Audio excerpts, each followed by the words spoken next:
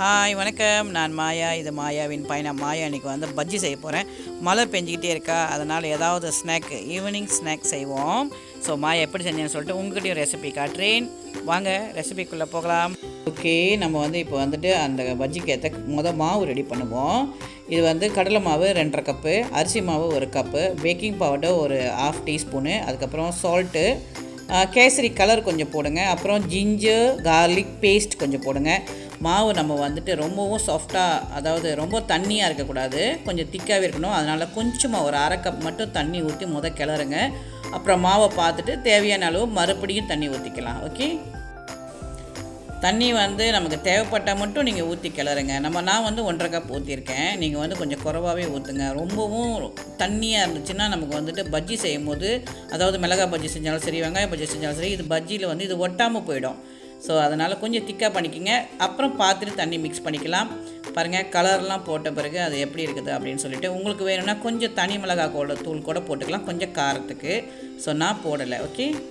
Okay, நம்ம மாவு ready பண்ணிட்டோம். இப்போ வந்து சின்ன ஒரு சட்னி செஞ்சுக்குவோமா, 1 மினிட் சட்னி. ஓகே, ஸோ பாருங்கள், தேங்காய் பூவு, பச்சை மிளகா, கொஞ்சோண்டு புளி, அதுக்கப்புறம் ஒரு 4 பல் பூண்டு, அதுக்கப்புறம் வந்துட்டு பொட்டுக்கடலை, கொஞ்சம் உப்பு போட்டு பிளெண்டர் பண்ண போகிறோம். இது நம்ம எதுவுமே செய்யலை, வதக்கலாம் வேண்டாம், அப்படியே பிளெண்டர் பண்ணிடலாம். கொஞ்சமாக தண்ணி ஊற்றி நான் அப்படி தான் செய்ய போகிறேன். 1 மினிட் சட்னி நாமளும் செய்வோமே.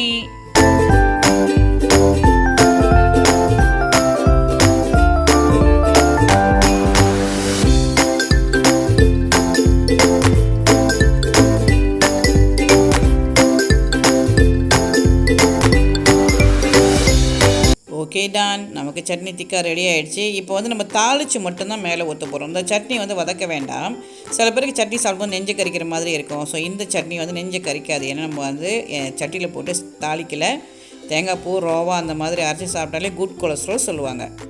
ஸோ கொஞ்சோண்டு நல்லெண்ணெயில் கடுகு தாளிப்பு போட்டு, பட்டை மிளகா போட்டு, கொஞ்சமாக கருவேப்பிலை போட்டு, நம்ம கொஞ்சம் இதே வந்து வறுத்து எடுத்து அப்படியே எடுத்து நம்ம வந்து சட்னி மேலே கொட்ட போகிறோம். ஸோ நமக்கு சட்னி, 1 மினிட் சட்னி ரெடி.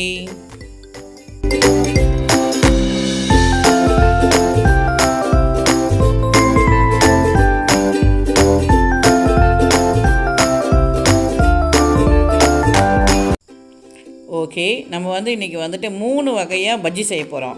அதாவது வீட்டில் என்ன இருக்கோ அதை வச்சு தானே செய்ய முடியும். ஸோ நம்ம வந்து வெங்காய பஜ்ஜி, மிளகா பஜ்ஜி, அதுக்கப்புறம் வந்து அப்பளம் பஜ்ஜி செய்ய போகிறோம். எப்படி கட் பண்ணுறேன்னு பாருங்கள். நம்ம வந்து வெங்காயம் பஜ்ஜி செய்யும் போது நமக்கு சின்ன சின்ன துண்டுலாம் வேணாம், நமக்கு பெரிய பெரிய வட்டமாக இருக்கிற ரிங்காக இருக்கிறது தான் வேணும். அப்போ தான் எடுத்து சாப்பிடவும் நல்லாயிருக்கும், பார்க்கவும் நல்லாயிருக்கும். சின்ன சின்னதெல்லாம் எடுத்து நம்ம வேறு ஏதாவது சமைக்கிறதுக்கு எடுத்து வச்சுக்கலாம். ஸோ மேலே உள்ள அந்த ரிங்காக உள்ளது மட்டும் நம்ம எடுத்து ரெடி பண்ணிக்கலாம். பச்சை மிளகா வந்துட்டு நம்ம வந்து அப்படியே கழுவிட்டு அப்படியே தான் நம்ம வந்து பஜ்ஜி செய்ய போகிறோம். ஸோ காம்பு கூட எடுக்க வேண்டாம், நம்ம காம்போடு அப்படியே பொரிக்கலாம். ஸோ அதை கட் பண்ண வேண்டாம். அதுக்கப்புறம் வந்து அப்பளம் பஜ்ஜி செய்ய போகிறோம். வீட்டில் வந்து நீங்கள் அப்பளப்பூ வச்சுருப்பீங்க இல்லையா, அந்த அப்பளப்பூவை அப்படியே எடுத்து பஜ்ஜி மாவுக்குள்ளே போட்டு ஊற வச்சுட்டு, கொஞ்சம் நேரம் ஒரு 2 நிமிஷம் ஊற வச்சுட்டு அப்படியே எடுத்து பொரிக்கலாம். எல்லாமே சூப்பராக இருக்கும். மாயா எப்படி செய்கிறேன்னு நீங்கள் பாருங்கள்.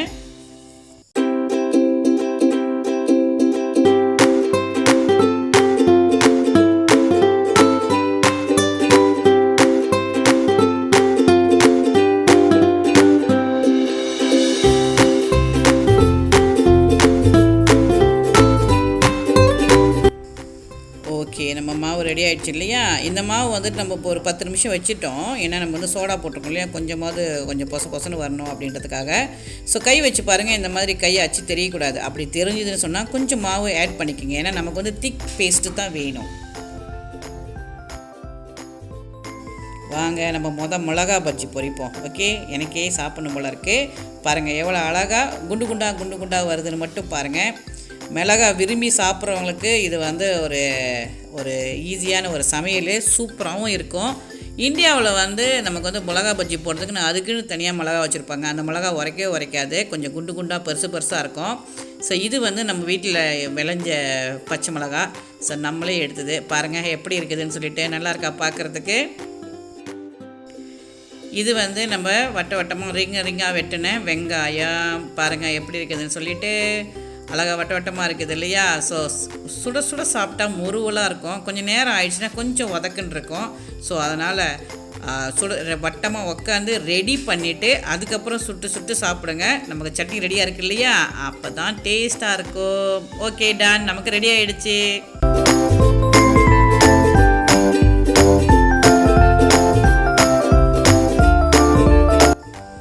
ஓகே, இப்போ அப்பள பஜ்ஜி. அப்பளத்தை ஒன்றும் செய்ய வேண்டாம். நீங்கள் அப்படியே கொஞ்சம் நேரம் ஒரு 2 நிமிஷம் அதில் ஊற வச்சுட்டு அப்படியே எடுத்து போட்டுடலாம். உள்ளே அப்பளம் வேகுமா வேகாதெல்லாம் உங்களுக்கு கவலை வேணாம். அப்பளம் கண்டிப்பாக வெந்துடும். ஸோ இது நான் இந்தியாவில் ஒரு விருந்துக்கு போனப்போ விருந்தில் வச்சாங்க. சூப்பராக இருந்துச்சு. அவங்க இன்னும் மேலே சீரகம் சோம்பெல்லாம் போட்டிருந்தாங்க. நான் அதெல்லாம் போடலை, அப்படியே தான் நான் பொரிச்சிருக்கேன். ஏற்கனவே நான் அப்பள பஜ்ஜி செஞ்சு என்னுடைய வீடியோ ஒன்று அப்லோட் பண்ணியிருக்கேன். அது வேணால் உங்களுக்கு டிஸ்கிரிப்ஷனில் கொடுக்குறேன். அதையும் பார்த்து செஞ்சு பாருங்கள் எப்படி வருது அப்படின்னு சொல்லிட்டு. ஓகே, இன்றைக்கி பாருங்கள் எவ்வளோ அழகாக கலர்ஃபுல்லாக கோல்டன் கலரில் மாயா பஜ்ஜி செஞ்சுருக்கேன்.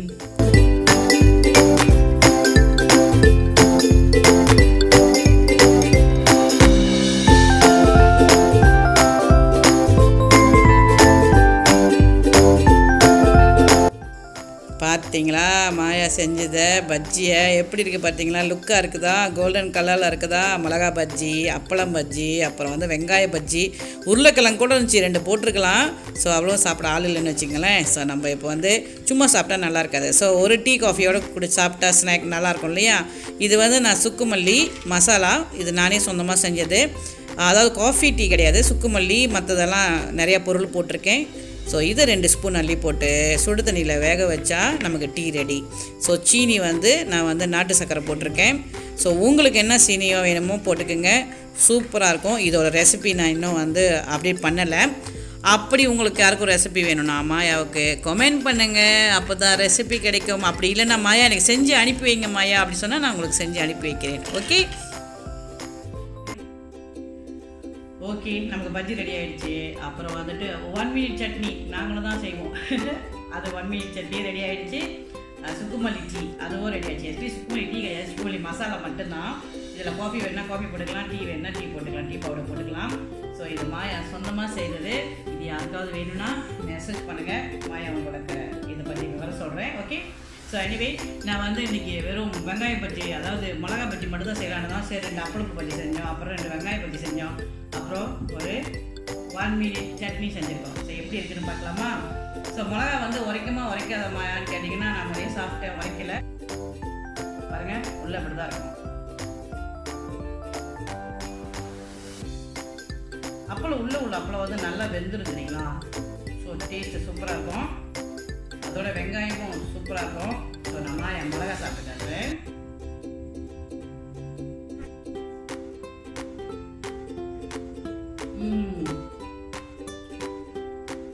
எப்படி சூப்பராக இருக்கு.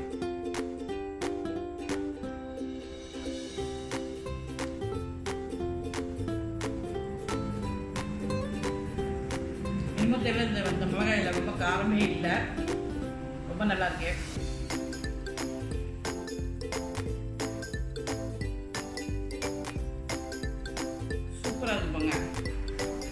உடனே செஞ்சிடலாம், வீட்டில் உள்ள பொருள் வச்சு உடனே செஞ்சிடலாம், ரொம்ப யோசிக்க வேணாம். டீ டைம் என்ன செய்யணும், மழை பெஞ்சிட்டே இருக்கிறதுனால ஏதாவது டீ டைம் செய்யணும் இல்லையா? ஸோ ஈஸியாக மாயா செஞ்சுட்டேன். இந்த மசாலா, அதாவது சுக்குமல்லி மசாலாவும் ரொம்ப நல்லாயிருக்கும். ஸோ யாருக்கு எது வேணுமோ அப்டேட் பண்ணுங்கள்.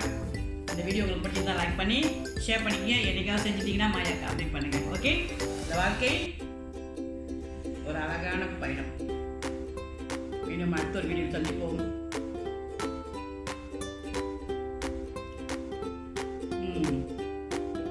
சூப்பராக இருக்குங்க.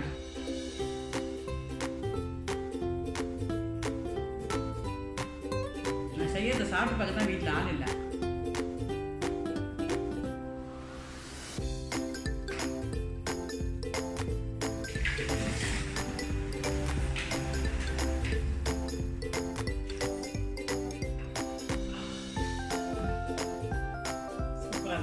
கண்டிப்பாக செஞ்சு பாருங்க. விளையாட்டுக்காக சொல்ல, ஒரு வீடியோக்காக சொல்ல, உண்மையிலே ரொம்ப நல்லா இருக்கு. ஓகே பாய், மீண்டும் அடுத்த ஒரு வீடியோ சந்திப்போம். வாழ்க்கை ஒரு அழகான பயணம், ரசித்தே வாழணும். பாய்.